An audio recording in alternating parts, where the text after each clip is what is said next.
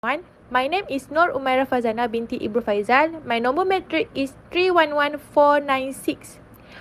We are from Group A, and today we will be presenting on the topic of unemployment. In this slide, unemployment means a situation where a person actively searches for employment but is unable to find work.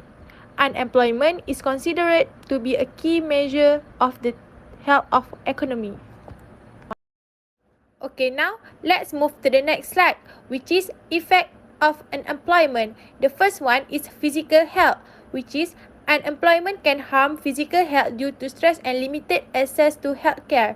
The second one is family strain, which is it can cause family problems such as marriage breakdowns and domestic violence. The third one is social issue, which is high unemployment can lead to higher crime rate, social exclusion and discrimination. The fourth one is reduced economic output, which is unemployment reduce economic output because fewer goods and services are produced. The last one is reduced tax revenue, which is when fewer people work, the government collect less tax, affecting public service and infrastructure. Everyone, my name is Ui Kai Shen. My metric number is 311043.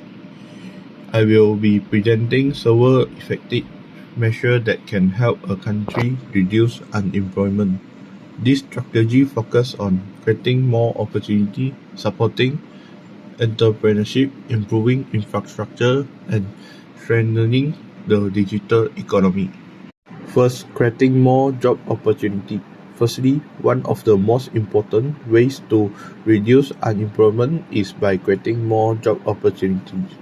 Governments can attract foreign investment by offering tax incentives to companies. When these companies set up factories or offices, they help create many new jobs. In addition, developing small and medium enterprise or SME is also critical because they are major job creators in most economies. Second, entrepreneurship support. The second measure is to support entrepreneurship by providing financial incentives such as loans, grants, and tax breaks. Governments can encourage more people to start their own business. Mentorship programs and business training can also help individuals gain the skill needed for self-employment and freelancing. This not only reduces unemployment but also boosts innovations and economic growth. Third, public works initiative. Next, public works initiatives are another effective approach. Investing in infrastructure projects such as transportation, housing, green energy, and public facility creates both temporary and permanent jobs. This project especially benefits workers in construction, engineering, and related fields. At the same time, the improved national infrastructure will support long-term development. Last, supporting the digital economy. Finally, supporting the digital economy is becoming increasingly important. Promoting online business, e-commerce, and digital freelancing creates new job opportunities, especially for young people. Improving digital infrastructure, such as internet access and digital tools, also help more citizens participate in the digital economy. Additionally, offering innovation grants and digital training encourage these startups and boost competitiveness. Everyone, I'm Tan Shiter, number metric 312803. Today, I would like to talk about types of unemployment. The first one is structural unemployment. Structural unemployment occurs when there is a long-term mismatch between the skills of the workforce and the needs of the economy. This means that the skills of a worker is not important or necessary anymore toward the economy production. This resulted jobs are eliminated permanently in certain sectors or regions. For example, blacksmith. Nowadays, many modern industries have replaced many traditional blacksmith tasks. They are using machines to mass producing tools, weapons, or household items, and we are no longer need to relying on blacksmith. The second one is cyclical unemployment. Cyclical unemployment occurs when there is a recession or economic contraction in business cycle. A recession in economy means that economic activity is having downfall during a specific period of time. Cyclical unemployment is considered as temporary, but it will become long-term if the recession is severe or long-stated. This means that if the downfall in the economy happen for a long time, then cyclical unemployment will also happen for a long time. For example, hotel staff, which during the pandemic COVID-19 era, many of the hotel staff is having job loss because of tourism being banned during the COVID-19 era. The third one is seasonal unemployment.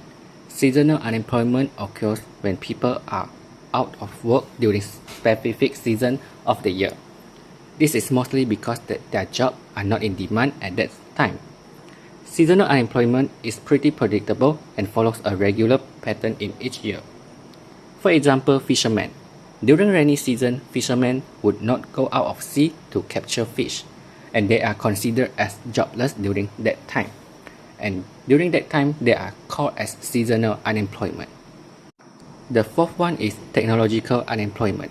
Technological unemployment is caused by the adoption of new technologies, automation, or artificial intelligence that replace human labor, and making certain skills or job roles become extinct.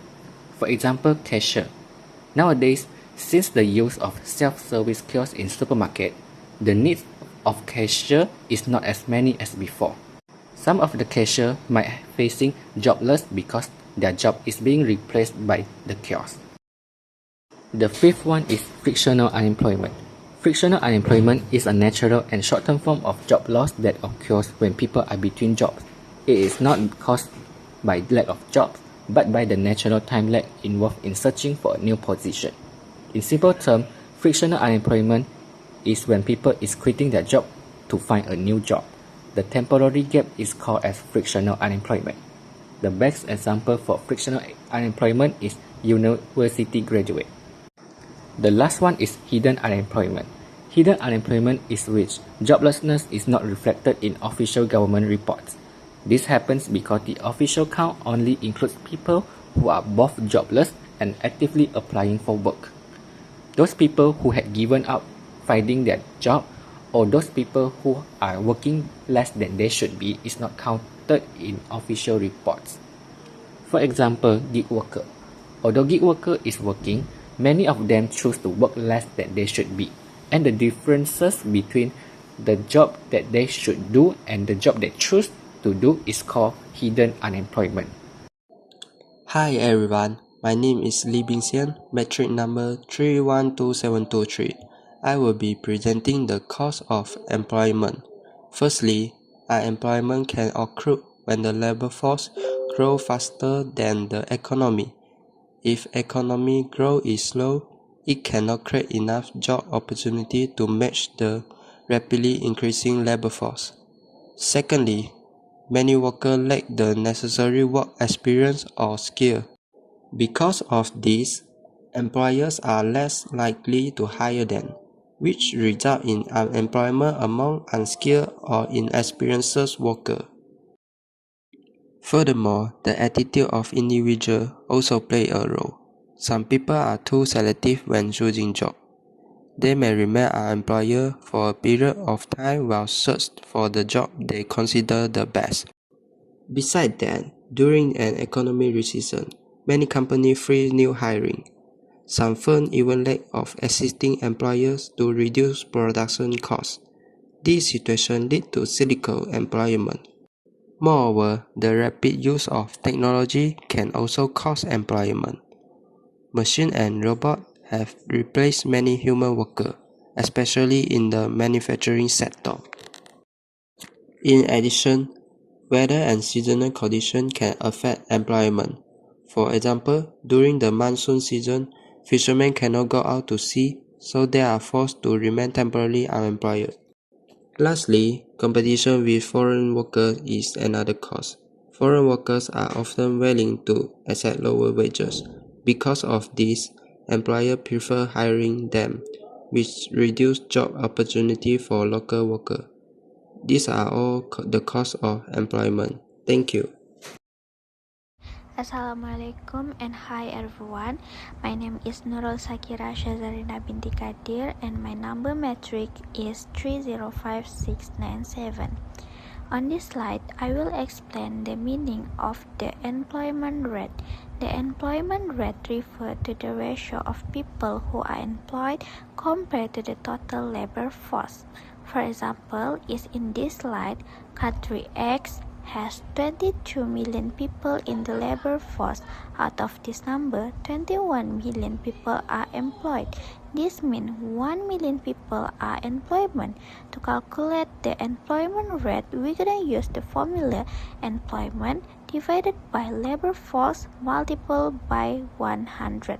So, when we substitute the number 1 divided by 22, then multiplied by 100, the employment rate is gonna be 4.54%. This tells us the percentage of people who are able to work but do not currently have a job.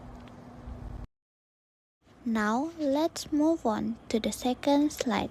This slide explains the labor force participation rate, which is also known as LFPR. The economic development of a country depends heavily on the size and characteristic of its working population.